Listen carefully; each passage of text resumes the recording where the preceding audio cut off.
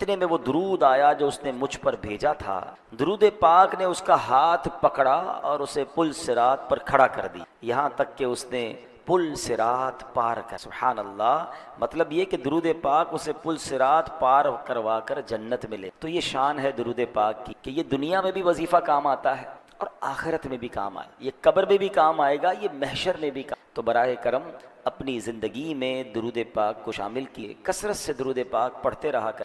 اور سبحان اللہ، ہر جمعے کو ایک حدیث ہم دہراتے ہیں جس کا مضمون ہے کہ جو جمعہ کے دن 200 بار درود پاک پڑھے اس کے 200 برس کے گناہ معاف کر. سبحان اللہ کو تو اسپیشلی درود پاک ہمیں پڑھنا چاہیے. اللہ کریم مجھے اور آپ کو کثرت سے درود پاک پڑھنے کی توفیق عطا فرمائے. کیا خوبصورت نعت کے اشعار ہیں نا.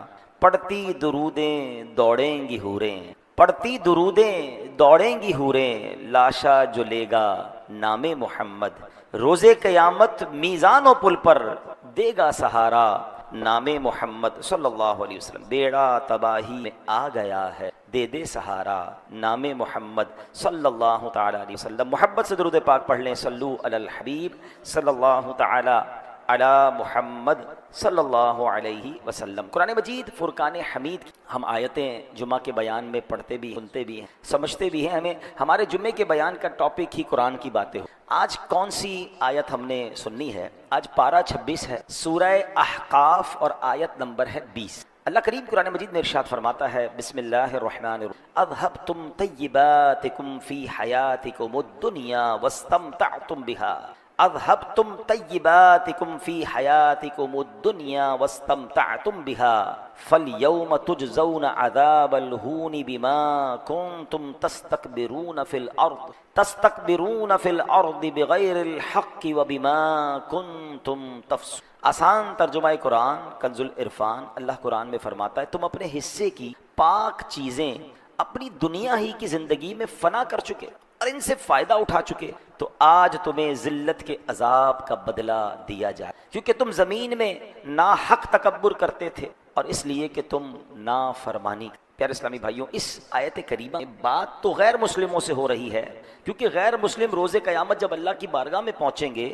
رسوائی ان کا مقدر ہوگی، رحمت سے محروم اور جہنم کے حقدار ہوں گے. ان سے کیا کہا جائے گا؟ اذھبتم طیباتکم فی حیاتکم الدنیا واستمتعتم بها، تم اپنے حصے کی پاک چیزیں اپنی دنیا ہی کی زندگی میں فنا کر چکے، ان سے فائدہ اٹھا چکے ہو.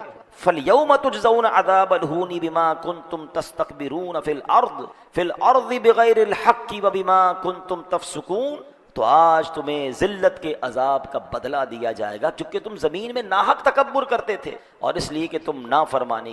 اول تو غیر مسلموں کو روز قیامت ذلت کا عذاب تو ہوگا، مگر اس مقام پر آخرت کے اس عذاب نے گرفتار ہونے کی 3 ریزنز بیان کیا. اب ہم نے یہ دیکھنا ہے، ہم تو ایمان والے ہیں نا، ہم تو مسلمان ہیں، لیکن جس وجہ سے غیر مسلموں کو عذاب دیا جائے گا کہیں وہ عادتیں ہم میں تو نہیں آ گئی. وہ 3 عادتیں کیا ہیں؟ اب سنیے قرآن نے کیا کہا. نمبر 1 تکبر، کہ یہ بے ایمان لوگ حق کے مقابلے میں تکبر کریں. نمبر 2 اللہ پاک کی نافرمانی کی کیونکہ ایمان قبول نہیں کی. نمبر 3 لذتوں میں مشغول ہو کر سب نعمتیں دنیا ہی میں ختم کر لینا، آخرت کے لیے کچھ بھی نہ بچانا. ان چیزیں ان کے عذاب کا باعث، ان کی سزا. اب ذرا غور کیجئے، اس میں ایک بات جو آج ہم ڈسکس کریں گے کہ دنیاوی لذتوں اور عیش و عشرت کو اختیار کرنے پر غیر مسلموں کی مذمت کی گئی اور انہیں ملامت کی گئی. اسی لیے نبی پاک علیہ الصلوۃ والسلام، آپ کے صحابہ کرام علیہم الرضوان، امت کے دیگر نیک لوگ دنیا کی عیش و عشرت اور جناب صرف لذتوں اور سے کنارہ کش رہتے تھے اور زہد و قناعت والی زندگی گزارنے کو ترجیح دیتے تاکہ آخرت کا ثواب زیادہ ہو، آخرت میں زیادہ برکت. اللہ اکبر. حضرت جابر بن عبداللہ رضی اللہ تعالیٰ عنہ، یہ صحابی رسول، ایک مرتبہ آپ راستے سے گزر رہے تھے، ہاتھ میں گوشت تھا. فاروق اعظم مسلمانوں کے دوسرے خلیفہ رضی اللہ تعالیٰ عنہ نے حضرت جابر کو دیکھا کہ ہاتھ میں گوشت لے کے کہیں جا رہے ہیں، تو پوچھا اے جابر کیا لیے جاتے ہو؟ عرض کیا حضور گوشت کھانے کو جی چاہ رہا تھا لہٰذا بازار سے خرید لایا ہوں. کتنی عجیب اور کتنی کمال کی بات. حضرت عمر فاروق اعظم کہتے ہیں کلما اشتہیت شیئا اشتریتا. اے جابر تمہیں جب کسی چیز کی خواہش ہوتی ہے خرید لیتے ہو. اما تخشى ان تکون من اہل هذه الآیہ، کیا ڈرتے نہیں ہو کہ اس آیت میں جن کا ذکر ہے کہیں ان سے نہ ہو جاؤ؟ پھر کون سی آیت پڑھی؟ اذهبتم طیباتکم فی حیاتکم الدنیا، تم اپنے حصے کی پاک چیزیں اپنی دنیا ہی کی زندگی میں فنا چکے، یعنی جو دل میں آیا خرید لیا، جو دل میں آیا تم نے کر لیا، ایسا تو نہیں کہ آخرت کی نعمتیں بچے ہی نہ ساری دنیا میں خرچ کر لو۔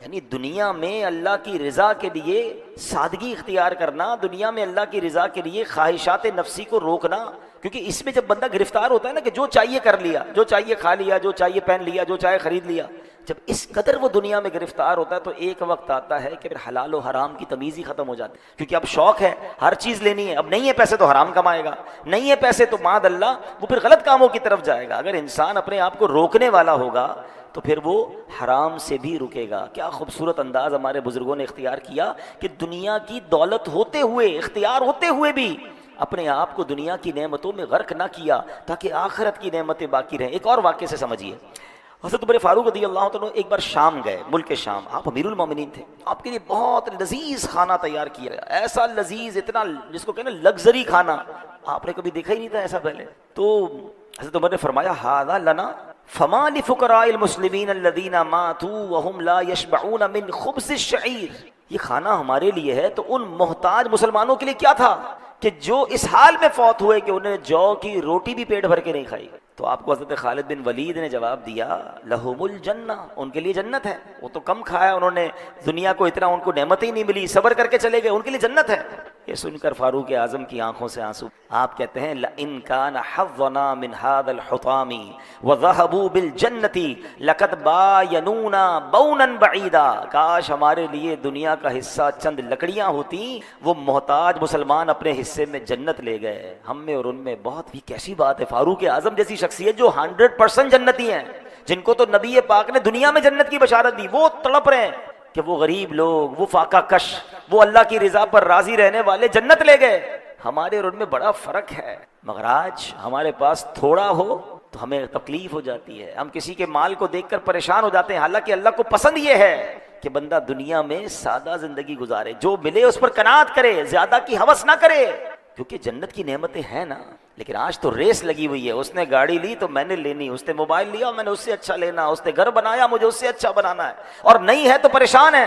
یہاں میں غریبوں کو جن کو اللہ نے تھوڑی سی نعمتیں کم ملی ہے نا، میں ان کی تسلی کے لیے حدیث سناتا ہوں، اتنی کمال کی حدیث ہے، وہ غریبوں کے لیے، تنگ دستوں کے لیے تو تحفہ ہے، مگر مالداروں کو ہلا دیتی ہے اگر کوئی سمجھدار ہو۔ حدیث کا خلاصہ یہ ہے کہ جو اللہ کے تھوڑے دیے پر راضی ہو جاتا، ذرا غور سے سنیے، جو اللہ کے تھوڑے دیے پر راضی ہو جاتا ہے، اللہ بھی اس کے تھوڑے عمل پر راضی ہو۔ یا اللہ، آپ سمجھے اس کا معنی ہے، اگر اللہ نے تھوڑا دیا ہے اور بندہ راضی ہے، اللہ کی رضا پر راضی ہے، قیامت کے دن اگر اس کے عمل تھوڑا ہوا نا، اللہ اس پہ راضی ہو جائے۔ یہ سودا مہنگا نہیں ہے، ہم تو ہیں ہی تھوڑے عمل والے، اللہ نے جتنا دیا۔ اچھا کچھ لوگ ہیں جن کی زندگی غربت میں اور سادگی میں گزر رہی ہے مگر وہ راضی نہیں ہے، شرط کیا ہے؟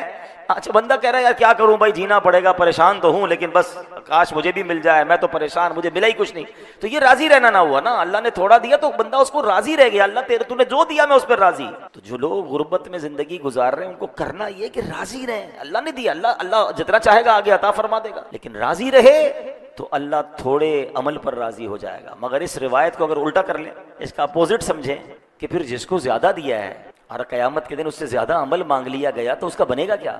تو زیادہ کی خواہش تو لوگ کرتے ہیں مگر کیا اعمال زیادہ ہوتے ہیں؟ بلکہ یہاں تو معاملہ الٹا ہے، غریب آدمی بیچارہ مسجد بھی آ رہا ہوتا ہے، ذکر و اذکار بھی کر رہا ہوتا ہے، کچھ خوف خدا بھی دل میں ہوتا ہے، مگر جیسے ہی مالدار بنا دیا جاتا ہے مسجد سے بھی دور اور برائیوں میں پڑ جاتا ہے۔ تو بعض اوقات تو مال آ کر بندہ رب سے دور ہو جاتا ہے، تو ایسے مال کا کیا کرنا ہے؟ تو اللہ کرے کہ یہ بات سمجھ آ جائے کہ ہمیں اللہ کی رضا کو مقدم رکھنا ہے۔ حضرت مولا علی شیر خدا کا ذرا سوال، بات سنیے، کیا گہری بات فرماتے۔ آپ سے سوال ہوا دنیا کے متعلق آپ کیا فرماتے ہیں؟ فرمایا حلالھا حساب و حرامھا عذاب۔ یہ دنیا کیا ہے؟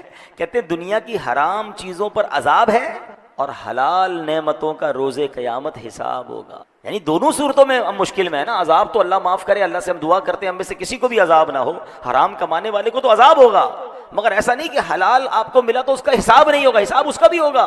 ذرا تصور کریں کہ قیامت کا دن 50,000 سال کا دن ہو، سب اگلے پچھلے حاضر ہوں، میزان عمل رکھ دیا جائے، سورج گرمی برسا رہا ہو، تانبے کی زمین خوب دہک رہی ہو، اور اس حالت میں اگر حساب دینا پڑا حلال چیزوں کا، حرام پر تو عذاب ہے مگر تمہیں حلال مال دیا گیا، تمہیں لباس دیا گیا، گھر دیا گیا، اولاد دی گئی، نعمتیں دی گئی، عزت دی گئی، حساب دو۔ تو ایسی افراتفری میں کیسے حساب دے سکیں گے؟ اب اس بات کو اس طرح سمجھیے، حضرت حاتم اسم رحمۃ اللہ تعالی علیہ بہت بڑے اللہ کے ولی ہیں، ایک مالدار شخص آپ کے پاس آیا اور آ کر کہا کہ حضور آپ کی دعوت کر۔ اللہ والے ویسے بھی دعوت میں جاتے نہیں، آپ اسے انکار کرتے رہے، وہ ضد کرتا رہا۔ کہتا اچھا ٹھیک ہے، اگر بلا ہی رہے ہو تو میری 3 شرطیں ہیں، ان شرطوں کو مانو گے تو میں نے تمہارے گھر پہ آنا ہے۔ کہتا بس حضرت جو آپ کی شرط ہوگی مانوں گا، آپ میرے گھر آ جائیں۔ شرطیں تو بتائیے۔ فرمایا پہلی شرط یہ ہے جہاں چاہوں گا وہاں بیٹھ۔ سوچنے لگا بزرگ ہیں، بڑا سا صوفہ، بڑا سا تخت نہیں، کوئی چٹائی بچھا دوں گا، اگر کہیں گے تو قالین بچھا دوں گا۔ کہ ٹھیک ہے حضور۔ دوسری شرط جو چاہوں گا کھاؤں گا۔ وہ مالدار آدمی تھا، اس نے کہا حضرت ہو سکتا ہے کوئی پرہیزی کا کھانا کھاتے ہوں، بہت سارے کھانے بنا دوں گا، تو حضرت کو جو کھانا ہوگا وہ کھا لیں گے۔ کہ پھر اس کے بعد جو کہوں گا وہ کرنا پڑے گا۔ تیسری شرط یہ تو کہتا ہے نماز کی بات کریں گے، نماز کھانا وانا کھا کے کوئی تبلیغ کریں گے، کوئی دین کی بات کریں گے، سن لوں گا اور ہو سکے گا تو عمل بھی کر لوں۔ کہتا حضرت تینوں شرطیں منظور۔ اب جب حضرت نے اوکے کر دیا، ڈیٹ فکس ہو گئی، اس نے پورے شہر میں اعلان کر دیا، بڑے بڑے لوگوں کو بلایا کہ مبارک ہو، میرے گھر پہ حضرت حاتم اسم رحمۃ اللہ تعالی علیہ آ رہے ہیں، بڑی شاندار دعوت، طرح طرح کے کھانے، زبردست قسم کا اس نے پوری تیاری کری۔ لوگ آ گئے، حضرت حاتم اسم رحمۃ اللہ تعالی علیہ کا انتظار۔ آپ جیسے ہی آئے، جہاں جوتے پڑے تھے نا لوگوں کے، وہاں حضرت حاتم اسم بیٹھ گئے۔ حیران کہ حضرت ساری دعوت آپ کے لیے سجائی ہے، سارے لوگ آپ سے ملنے آئے ہیں، میں نے اسٹیج بھی لگایا ہے، میں نے قالین بھی بچھایا، حضور آپ آگے آ کے بیٹھے۔ حضرت نے فرمایا شرط کیا تھی پہلی؟ جہاں چاہوں گا وہاں بیٹھوں گا۔ میں بیٹھ گیا ہوں اپنی جگہ، مرتا کیا نہ کرتا، جوتے والی جگہ پہ حضرت بیٹھ گئے۔ کھانے کا ٹائم ہوا، کہا حضرت اب کھانے کے لیے تو آ جائیں۔ اپنی جھولی سے ایک سوکھی روٹی کا ٹکڑا نکالا اور حضرت حاتم اسم نے وہ ٹکڑا کھانا شروع کیا۔ حضرت یہ قسم قسم کے کھانے بنائے، میں نے مٹن، چکن، سبزی، پرہیزی سب بنایا اور آپ سوکھی روٹی کھا رہے ہیں۔ فرمایا دوسری شرط کیا تھی؟ جو چاہوں گا وہ کھاؤں گا۔ میں وہ کھا، سب نے کھانا کھایا، تھوڑی دیر تو حضرت کا انتظار کیا، پھر لوگ تو لوگ ہی ہوتے ہیں، سارے ٹوٹ پڑے کھانے پہ۔ زبردست کھانے کھائے، سویٹ ڈش بھی کھائی، کھانا بھی کھایا، سمجھانے کے لیے بتا رہا ہوں۔ اب کہا کہ اب میری تیسری شرط کی باری ہے، ایک بڑا سا چولہا لاؤ اور اس کے اوپر ایک بہت بڑا توا رکھ دو۔ چولہا جلایا گیا، توا رکھ دیا گیا، توا لال ہو گیا، اتنا جلا کہ وہ ریڈ ہو گیا، سرخ۔ حضرت حاتم اسم نے اپنے جوتے اتارے اور اس توے پہ کھڑے ہو گئے اور کہتے ہیں یا اللہ میں نے آج کے کھانے میں ایک سوکھی روٹی، یہ کہہ کے نیچے۔ اب سارے لوگوں سے کہا کہ سب اپنے چپل اتاریں، اس توے پہ کھڑے ہو کے بتائیں آج کیا کیا کھایا ہے۔ لوگوں کی چیخیں نکل گئی کہ حضرت یہ کیا کہہ رہے ہیں آپ، ہم اس توے پر کیسے پیر رکھ سکتے ہیں، آپ تو کرامت والے بزرگ ہیں، اللہ نے آپ کو مقام دیا ہے، ہم تو اس کے قریب نہیں جا پا رہے، آپ کہہ رہے اس پہ کھڑے اور پھر سارا حساب دیں، کتنی روٹیاں، کتنے سالن، کتنی بوٹیاں، کتنی سویٹ ڈش، کتنے پانی، کتنے شربت، اتنی دیر میں تو جل کے خاک ہو جائیں گے، ہم نہیں کر سکتے۔ اب اللہ والے تھے نا۔ اب جو حضرت حاتم اسم نے جواب دیا، actually this is the message, ذرا غور سے سنیے۔ آپ نے فرمایا اے لوگو تم سے اس توے پر کھڑے ہو کر جو دنیا کی آگ سے تپا ہوا ہے، ایک دن کے کھانے کا حساب نہیں دیا جا رہا۔ قیامت کے دن کون سی کرامت آ جائے گی تمہارے پاس جب زمین تانبے کی ہوگی، سورج 1 میل پر ہوگا، آگ برسا رہا ہوگا، اور ایک دن کے کھانے کا نہیں، ساری زندگی کا حساب دے گا۔ کیسے دو گے حساب؟ لوگ دھاڑے مار مار کے رونے لوگ۔ پھر حضرت حاتم اسم نے سمجھایا کہ توبہ، زندگی ایسی گزارو کہ اللہ کی بارگاہ میں شرمندگی نہ ہو۔ حلال کمانا بڑی بات ہے، مگر اس حلال کو حلال جگہ پر خرچ بھی تو کرنا ہے نا۔ کچھ لوگ بعض اوقات حرام کمانے سے بچ جاتے ہیں، اچھی بات ہے، بالکل حرام نہیں کمانا چاہیے، جھوٹ بول کر، دھوکہ دے کر، رشوت، کسی طرح اگر بچ بچا کے آپ نے حلال کما لیا دیٹس گریٹ، مگر یہ دیکھیے کہ خرچ بھی حلال کر رہے ہیں کہ نہیں، کمایا حلال میں خرچ حرام میں ہو رہا ہے، ناچ گانے ڈھول تماشے، گھر میں شادی ہوئی تو فنکشنز ہیں، بچوں کی خوشی کے لیے کر رہا ہوں جناب، کیا کریں، کرنا پڑتا ہے۔ آج کل جو تماشا مچا ہوا ہے لاہور میں، جو ہم سن رہے ہیں، پنجاب میں بسنت کے نام پر، اور جس طرح بے حیائی، یعنی بے حیائی کا کون سا کام ہے جو نہیں ہو رہا، کروڑوں اربوں روپے کی بتا رہے ہیں جناب، پتنگیں خرید لی گئی ہیں اور جناب میوزیکل پروگرام ارینج ہو گئے ہیں رات بھر جھاگنے کے لیے، کیا کچھ طوفان بدتمیزی نہیں ہوگا۔ یہ کیا ہے؟ آپ نے اگر حلال کمایا بھی ہے تو خرچ کدھر کر رہے ہیں؟ قیامت کے دن اس خرچے کا حساب کیسے دو گے؟ کہ لوگ بھوکے مر رہے ہیں، لوگ پریشان ہیں، اور آپ پتنگ بازی میں، ناچ گانوں میں کروڑوں اربوں روپے لٹا دیں گے۔ اچھا یہ تو چلے ایک تہوار میں نا، ہمارے یہاں آئے دن شادیوں میں ہم سنتے ہیں کہ فلاں کو بلایا کروڑ روپے دے دیے، فلاں ناچنے والے کو بلایا 1.5 کروڑ روپے کا فنکشن کروایا۔ اس ایک ایک روپے کا حساب حضرت حاتم اسم کہہ رہے ہیں اس توے پہ کھڑے ہو کے آج کے دن کا کھانے کا حساب دو۔ لوگ کہتے ہیں ہم نہیں کھڑے ہو سکتے، تو بتائیں نا قیامت کے دن کھڑے ہو کر اس پوری زندگی کا حساب، یہ تمام گناہوں کا حساب، ان تمام عیاشیوں کا حساب کیسے بنے گا؟ نہ کریں، ایک ایک نعمت کا سوال ہوگا، ایک ایک نعمت کے بارے میں کوسچن ہوگا، اور یہ میں نہیں کہہ رہا، قرآن کہتا ہے ثم لتسألن یومئذ عن النعیم، پھر بے شک ضرور اس دن تم سے نعمتوں کے متعلق پوچھا جائے گا۔ غور کیجئے، کیا ہمارے پاس جواب ہے کہ اللہ نے ہمیں مال دیا، گھر دیا، عزت دی، دولت دی، شہرت دی، اولاد دی، فیملی دی؟ کیا اس کا جواب دے سکیں گے کہ ہم پراپر استعمال کر رہے ہیں؟ اب اپنی باڈی کو دیکھ لینا، آنکھیں دی، آنکھوں سے کیا ہو رہا ہے؟ اللہ نے اس لیے دی کہ نافرمانی کی جائے۔ ہاتھ دیے، ہاتھوں سے لوگوں کی مدد ہو رہی ہے، ہاتھوں سے اچھے کام ہو رہے ہیں، ہاتھوں سے زیادتیاں ہو رہی ہیں۔ پیر دیے، پیر سے اللہ کے گھر کی طرف چلتے ہیں، اسی پیروں سے غلط کاموں کی طرف جا رہے ہیں۔ غور کریں، ثم لتسألن یومئذ عن النعیم، ایک ایک نعمت کے بارے میں سوال ہوگا۔ کاش ہم نعمتوں کو صحیح استعمال کرنے والے بن جائیں۔ اے میرے پیارے اسلام بھائیوں، آپ نے سنا کہ غیر مسلموں کو یہ کہا جائے گا کہ تم نے دنیا میں نعمتیں یوز کر لیں، آخرت کے لیے کچھ بچا کر نہیں رکھا۔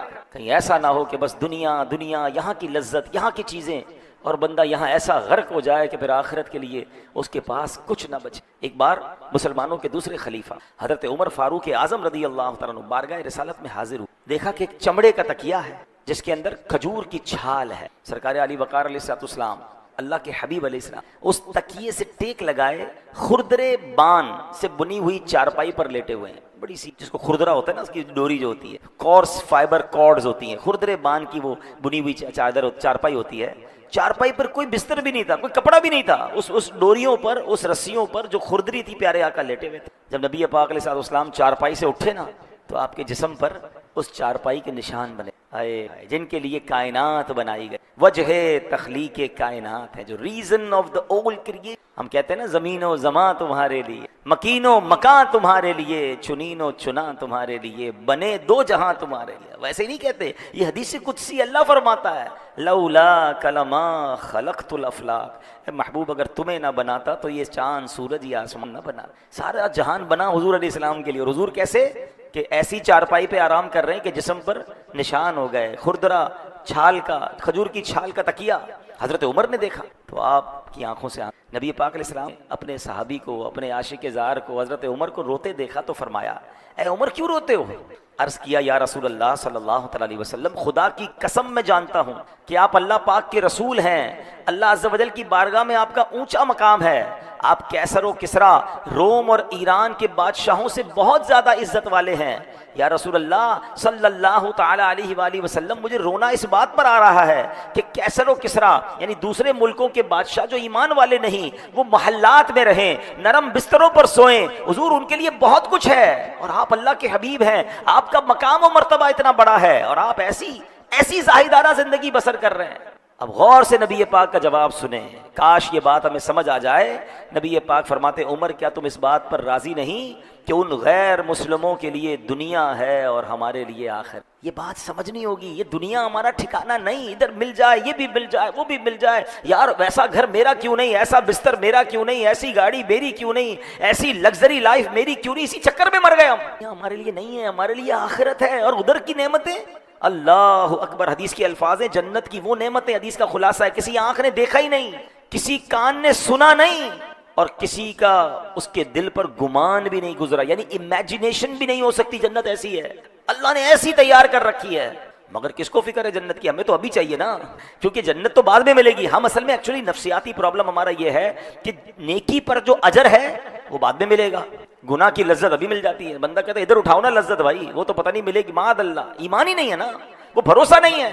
جس دن یہ لیول مل گیا آپ کو بھروسے، تو پھر دنیا کی لذتوں میں غرق ہونے کو جی نہیں آئے گا، اور اسی وجہ سے بندہ پھر پہلے لذتوں میں غرق ہوتا ہے۔ جو ہمیں روکا گیا نا کہ صرف دنیا کی ہوس دل میں نہ ہو، کھانا پینا منع نہیں ہے، لباس منع نہیں ہے، لگژری گھر منع نہیں ہے، لیکن اگر ہر دل میں آنے والی چیز کرنے کا جی چاہے گا نا، تو ایک وقت آئے گا حلال و حرام کی تمیز ختم ہو جائے، بندہ ہر وہ چیز چاہے گا جو دل چاہتا ہے، روکنے کی تمنا ہی نہیں ہوگی نا۔ ہم اپنے بچوں کو نہیں روک پاتے کہ نہیں یار بچہ کہہ رہا ہے دے دو، حالانکہ وہ بعض اوقات غلط ہوتا ہے اس کے لیے، کیونکہ ہم نے نو کہنے کا، اپنے نفس کو منع کرنے کی عادت ہی نہیں رکھی ہے، اور اس کی وجہ سے پہلے حلال لذتوں میں، اور ایک وقت آتا ہے کہ پھر نقصان دہ لذتوں میں، اور ایک وقت آتا ہے پھر حرام لذتوں میں بندہ پڑ جاتا ہے، اور آخرت کی جو نعمتیں ہیں اس سے دور ہو جاتا ہے۔ اور نبی پاک کی شان کیا ہے؟ نعت کے اشعار سب کو یاد ہے، سلام اس پر کہ جس نے بے کسوں کی دستک، سلام اس پر کہ جس نے بادشاہی میں فقیری کی۔ یہ بات سمجھنی ہے۔ کچھ لوگ ہوتے غریب فقیر، ان کے ہاتھ میں نہیں ہوتا امیری،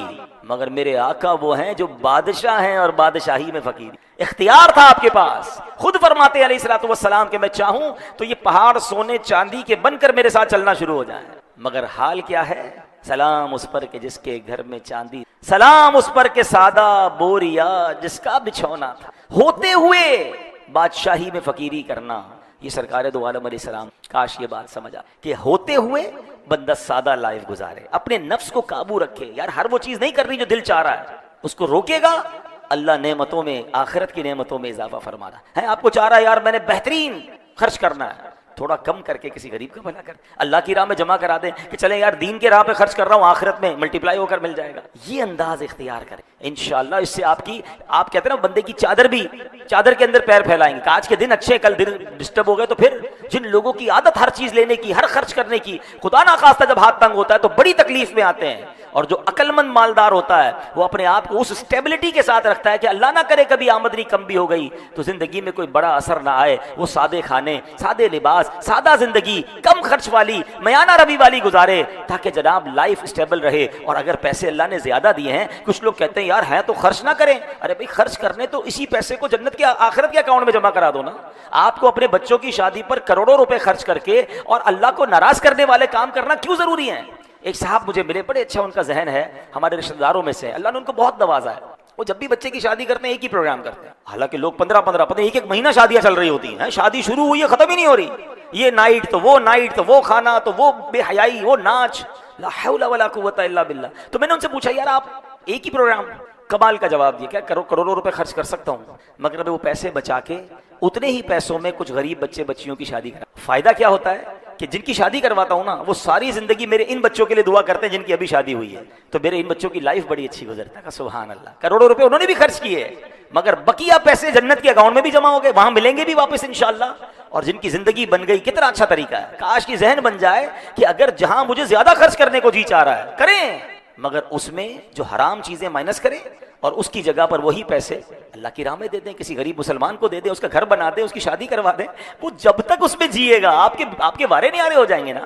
تو یہی تو سمجھنا ہے کہ ہر دل میں آنے والی چیز کرنے کی جب عادت ہوگی نا تو ایک وقت آئے گا کہ ایسے حرام میں مبتلا ہو جائیں گے۔ اور یہی بچے ہمارے ضد کر کر کے بعض اوقات حرام کاموں میں پڑتے ہیں نا، کیونکہ آپ نے منع تو کبھی کیا ہی نہیں، بیٹا جو چاہیے لے لو، ہے بچی آپ کو جو چاہیے لے لو، جہاں جانا ہے چلے جاؤ، جدھر داخلہ لینا ہے داخلہ لے لو، حالانکہ دیکھا نہیں جا رہا کہ اس سے اس کے اخلاق، اس کے اعمال، اس کی آخرت اور سب سے بڑھ کر ایمان برباد ہو سکتا ہے۔ اب تو پہلے سنتے تھے کہ جناب لڑکے جاتے ہیں بیرون ملک میں پڑھنے کے لیے، اور اب یہ مثالیں مل رہی ہیں کہ اکیلی لڑکیاں جا رہی ہیں پاکستان، مسلمان کے گھروں کی۔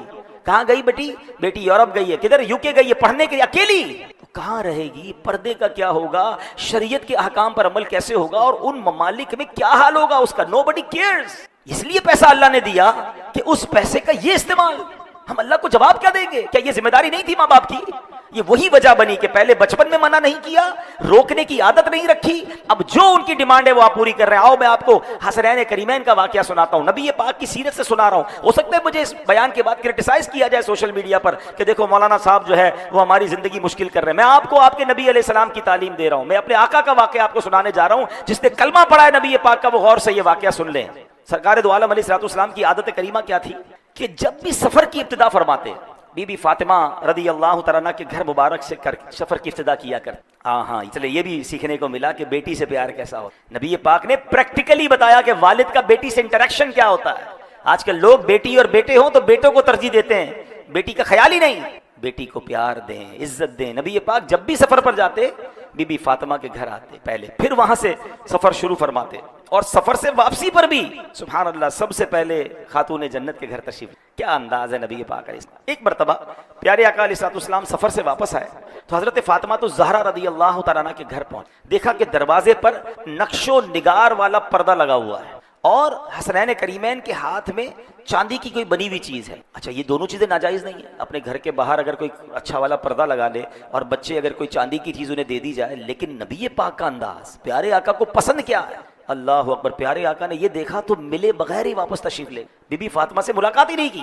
اب وہ بھی نبی پاک کی شہزادی ہے نا رضی اللہ تعالیٰ عنہ، مزاج جانتی تھی، فوراً پردہ اتارا، حسنین کریمین کے ہاتھ سے وہ چاندی کی چیز لی اور سرکار دو عالم علیہ السلام کے پاس بھیج دی۔ اچھا والدہ تو سمجھ گئی، بچے تو بچے ہوتے نا، وہ روتے ہوئے نبی پاک کے پاس آ گئے۔ حسنین کریمین اور نبی پاک سے وہ چاندی والی چیز واپس لینا چاہیے. تو سرکار دو عالم علیہ السلام نے ایک صحابی کو وہ چاندی عطا فرمائی, حکم فرمایا اسے بیچ دو اور اس کے بدلے فاطمہ کے لیے لکڑی کا بنا ہوا ہار لے آؤ, بے شک یہ میرے اہل بیت ہیں, یہ مجھے پسند نہیں کہ یہ اپنی نعمتیں دنیا ہی میں استعمال کر. اللہ, آپ بتائیں کہ جائز تھا, حلال تھا, مگر چونکہ نعمتوں کا اکثر استعمال اگر دنیا میں ہم کریں گے تو نبی پاک کیا فرماتے ہیں, آخرت کی نعمتیں دنیا میں استعمال نہیں کرنی. کتنی گہری بات ہے. ہم تو کہتے ہیں بچہ روتا ہے موبائل پکڑا دیتے ہیں, جان چھوٹ جاتی ہے, ناشتے میں پکڑا دو, کھانے میں پکڑا دو, سفر میں جا رہے ہیں تو اس کو موبائل دے دو, حالانکہ وہ موبائل پر کیا دیکھ رہا ہے. آگے بڑھتے بڑھتے اب تو 2 سال 3 سال کے بچے یوٹیوب کھول لیتے ہیں, اور وہ یوٹیوب پہ کیا دیکھ رہے ہیں کوئی فکر ہی نہیں. اور اس کے دماغ کے اندر اس کے ایمان پر, اس کے کریکٹر پر, اس کی تھنکنگ پر, اس کے ایموشنز پر کس قدر وہ ایفیکٹ جا رہا ہے. ہمیں کیا پرواہ بھائی, بچہ روتا ہے میں نے دے دیا موبائل, آئی پیڈ لا کے دے دیا, فلاں چیز لا کے دے دی, بچپن سے ہی آپ نے. اچھا پھر ہم کہتے ہیں بچے سے لیتے کیوں نہیں, وہ روتا ہے. ہاں, بی بی فاطمہ کے گھر سے حسنین کریمین بھی روتے ہوئے آئے تھے نا. نبی پاک نے سبحان اللہ کتنی 1450 سال پہلے ہماری تربیت فرما دی کہ بچہ روئے اور اگر کوئی چیز اس کے لیے بہتر نہیں تو اس کو رونے دو. وہ حسنین کریمین کہ جن کی آنکھ کا آنسو فرشتے برداشت نہیں کرتے تھے. اللہ اکبر, فرشتے گوارا نہ کرتے کہ حسنین کریمین کی آنکھوں میں آنسو آ جائے, مگر نبی پاک ان کی تربیت فرما رہے. ایکچولی دس از ریکوائرڈ کہ آج اپنے بچوں کو اب اس کا طریقہ ہے ماشاءاللہ, پڑھے لکھے لوگ سمجھاتے ہیں کہ یار اگر بچے کو موبائل چھوڑوانا ہے تو آپ انوالو ہو جائیں. اصل میں ہمارے پاس ٹائم نہیں بچا نا, ماں باپ چاہتے ہیں ہم بھی فری رہیں, ہم بھی اپنا موبائل یوز کریں, بچے اپنا موبائل یوز کریں. ایک ہی گھر میں کبھی کبھی منظر ہوتا ہے ڈرائنگ روم میں 5-7 لوگ بیٹھے ہوتے ہیں, بیٹا بیٹی ماں باپ سب, مگر کوئی کسی سے بات نہیں کر رہا, سب اپنے اپنے موبائل پر ہیں. گھر میں رہ کر بھی اجنبی ہیں. وہ کچھ عرصہ پہلے کراچی میں کوئی پرابلم ہوئی تھی تو ایک دن کے لیے موبائل بند کیا گیا تھا, سگنل بند کر دیے گئے. تو سوشل میڈیا پہ ایک بڑی پیاری سی پوسٹ مجھے پڑھنے کو ملی کہ ایک شخص کہتا ہے بڑے دنوں بعد اپنے گھر والوں سے ملاقات ہوئی اور پتہ چلا اچھے لوگ ہیں. یعنی اپنے گھر میں جا کر بھی اپنے گھر والوں سے ہماری ملاقات نہیں, اور ہمیں یہ اندازہ نہیں کہ کمرہ بند کر کے میری نوجوان بیٹی, میرا نوجوان بیٹا یا میرا ینگسٹر, میری اولاد کیا دیکھ رہی ہے, کیا پڑھ رہے ہیں, کیا سن رہے ہیں. ایک تو اعمال برباد ہونا, ایک تو بے حیائی کی طرف چلے جانا, یہ بھی بہت بڑا مسئلہ ہے. مگر اس سے بڑا مسئلہ بتاؤں آپ کو, اس سے بھی بڑا ایک مسئلہ ہے, اور وہ ہے ایمان چلا جانا. سوشل میڈیا پہ ایسے لوگ بیٹھے ہیں جو اسلام کے خلاف بات کر رہے ہیں, جو ایگزسٹنگ آف گاڈ پر بات کر رہے ہیں, جو جناب ہماری یوتھ کو کنفیوز کر رہے ہیں, اور ہمیں فکر ہی نہیں کہ ہم اپنے بچوں کو بٹھا کر کوئی ایمان سکھا دیں, ان کو پڑھائیں کہ ہمارا اللہ کے بارے میں کیا عقیدہ ہے, نبی پاک کے بارے میں ہمارے بلیفز کیا ہیں, فرشتوں اور جنت دوزخ اور قیامت پر ہمارے کیا عقائد ہیں, اور اس کے پیچھے دلائل کیا ہیں. مسئلہ یہ کہ والد کو بھی تو نہیں پتا, بچے کو کب سکھائے گا, خود ماں کو نہیں پتا, والد کو نہیں پتا. بائی برتھ مسلمان ہے, ہمیں تو اس لیے پتا ہے میں مسلمان ہے کہ امی ابو نے مسلمانوں والا نام رکھ دیا تھا, پیدا ہوئے تو اذان کان میں آ گئی, ہم نے اسٹڈی تو کیا ہی نہیں. کچھ لوگ بائی چوائس مسلمان بنتے ہیں. دنیا میں ایسے لوگ ہیں جو غیر مسلم ہوتے ہیں, پڑھتے ہیں اور اس کے بعد سلیکٹ کرتے ہیں کہ ہاں اسلام سب سے اچھا مذہب ہے, وہ ہم سے زیادہ بعض اوقات پریکٹسنگ ہوتے ہیں. اور ہم میں سے تقریباً وہ جو بائی برتھ مسلمان ہے, پیدا ہو گئے مسلمان, اچھا نام مسلمانوں والا, مسجد جانا ہے چلو مسجد چلے جاتے ہیں, عید پڑھنی عید پڑھ لی, رمضان میں روزے رکھتے, بس دیٹس اٹ. یار بلیفز, سب سے مین چیز تو عقیدہ ہے. اللہ کے بارے میں کیا جانتے ہو آپ, نبی پاک ہمارے آخری نبی ہے, اس کے بارے میں کیا معلومات ہے آپ کے پاس. اچھا جناب فرشتوں کے بارے میں ہم کیا کہہ سکتے ہیں, کیا نہیں کہہ سکتے, جنت دوزخ قیامت کی بیسکس ہیں, قرآن, اس لیے معلوم نہیں نا تو بے حیا, پھر بے باکی ہے, مذاق کر رہا ہوتا ہے, کوئی چٹکلے سنا رہا ہوتا ہے, کوئی کامیڈی کر رہا ہوتا ہے, معاذ اللہ کوئی فلمی گانوں میں کفریہ کلمات ہوتے ہیں, اور بندہ ایمان سے بھی چلا جاتا ہے, اس کو پتہ ہی نہیں ہے کہ ایمان سے جایا کیسے جاتا ہے. یہ ہمارا حال ہو گیا ہے. سرکار دو عالم علیہ السلام کا حسنین کریمین کو رونے دینا اور ان کی چیز نہ دینا, یہ سکھا رہا ہے ہمیں کہ ہمیں اپنے بچوں کی تربیت کیسے کرنی. ہر وہ چیز جو مانگے وہ دینے والی نہیں ہوتی. اب آپ کہیں کیا کریں, بچے روتے ہیں, آپ کو انوالو ہونا پڑے گا. آپ موبائل لے لیں اور خود انوالو ہو جائیں, بچوں کے ساتھ کھیلیں, ٹائم دیں. یہی تو نبی پاک علیہ السلام نے کیا نا, حسنین کریمین کو کاندھوں پہ اٹھایا, ان کے ساتھ دوڑیں لگائیں, اللہ کے حبیب علیہ السلام ہوتے ہوئے. ہمارے پاس اصل میں ہم ٹائم بچانا چاہتے ہیں, ایسا نہ کریں. یہ بچے ہمارا سرمایہ ہے, یہ آنے والی نسل ہمارے مرنے کے بعد ہمارا نام باقی رکھے گی یا نام برباد کر دے گی, ہمارے جانے کے بعد ہمیں ایصال ثواب کرے گی یا ہمارے لیے گناہ جاریہ کا باعث بنے گی, کون سوچے گا. پلیز آج ہمارا ٹاپک بڑا یونیک رہا, جو شروع سے آیا کریں پلیز, جو ماشاءاللہ شروع سے آئے. ہم نے قرآن کے ذریعے اس بات کو ڈسکور کیا کہ کافروں کی, غیر مسلموں کی ایک عادت یہ ہے کہ وہ دنیا کی لذتوں کو اس لیے حاصل کر لیتے ہیں اور دنیا کی لذتوں کو استعمال کر لیا کہ آخرت کے لیے ان کے لیے کچھ نہ بچا. تو آج ہم نے یہ جانا کہ ہر وہ چیز جو دنیا میں ہمیں اس کی طلب نہیں ہونی چاہیے. قناعت, اللہ کی رضا پر راضی, اپنی خواہشات پر کنٹرول لے سکتا ہوں مگر پھر بھی نہیں لے رہا, کیونکہ اسی سے پریکٹس ہوگی، اسی سے آپ اپنے آپ کو روک سکیں گے۔ آج حلال لذتوں سے روکیں گے، کل حرام لذتوں سے روکیں گے۔ جو چاہا کھا لیا، جو چاہا پہن لیا، جو چاہا